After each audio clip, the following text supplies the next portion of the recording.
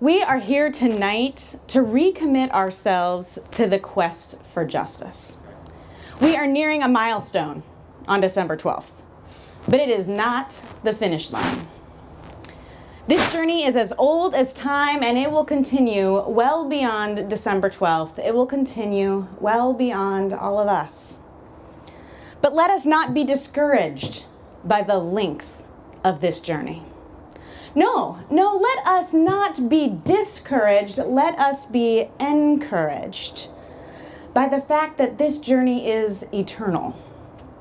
Let us find hope and comfort and joy in knowing that this fight is not ours alone.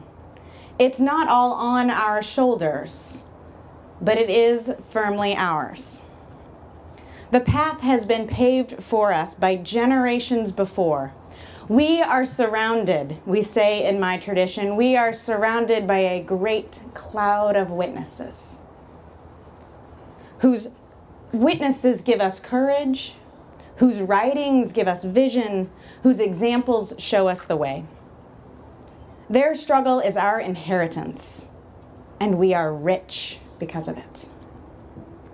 62 years ago today, Rosa Parks said enough was enough.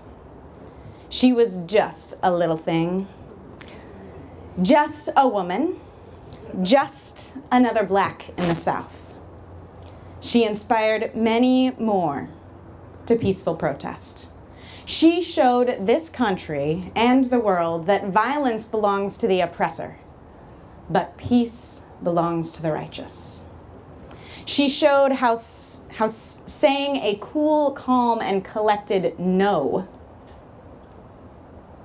to an oppressive world could change the course of history. She showed how strategy and timing and community organizing could turn what appeared to the greater world to be one random moment into a national movement.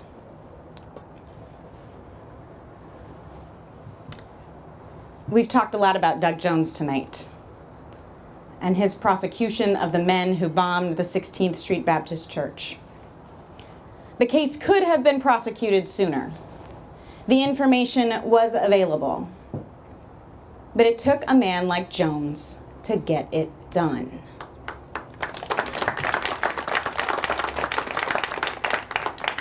It was just one of the many cases that he prosecuted, but it was important because it showed the remaining white supremacists in our state that justice might be delayed for a time, but it will come. We learn from Jones about patience and about perseverance. We learn from him about how to use the courts to hold individuals and institutions accountable. Perhaps most importantly, for white allies like myself, he demonstrated how a man could use his privilege and his education and his position to achieve a long overdue justice for those to whom it had been denied.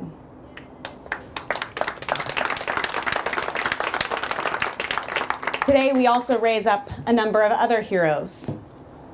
I want to raise up Lee Korfman and all the women who stood up against a culture that blames victims and excuses perpetrators. Those women, they taught us that the truth will prevail. What did they have? Who were they?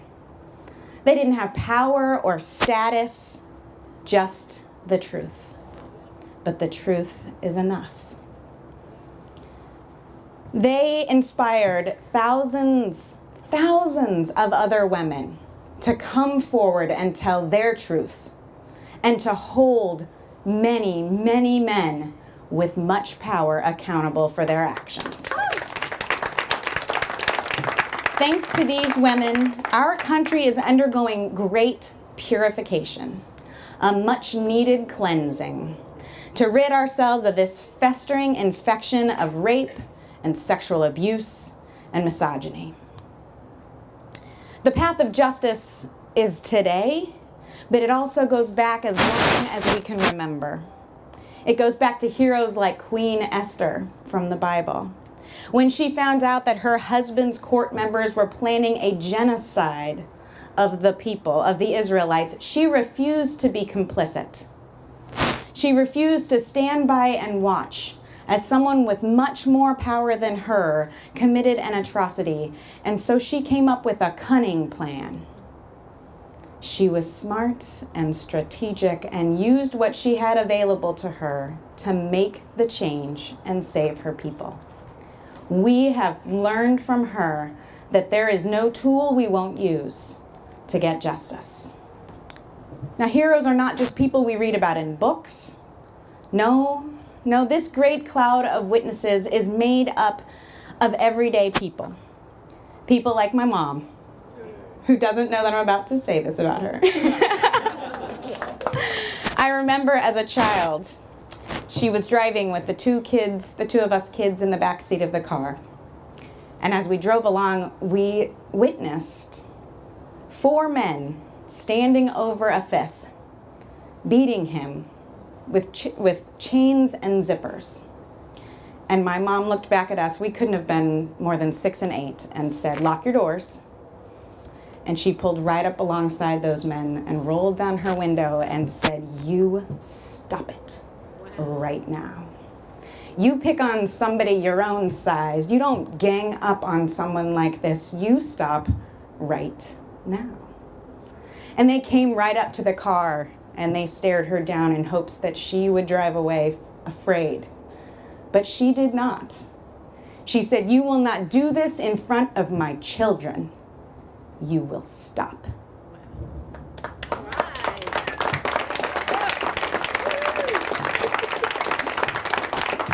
And if you have seen that Mean Mama face, you know those men stopped. They stopped. That day taught me the power of being a witness. Standing up simply by watching and saying, "I see what's happening here, and I'm not going to let it slide." For what is seen in the light of day cannot be hidden or denied. So shine your light. Shine your light so that all the world can see the injustice around us. Shine your light so that they know that their actions will not go unnoticed. Be a witness. Be an advocate. Engage in peaceful protest. Run for office. Pursue justice tirelessly.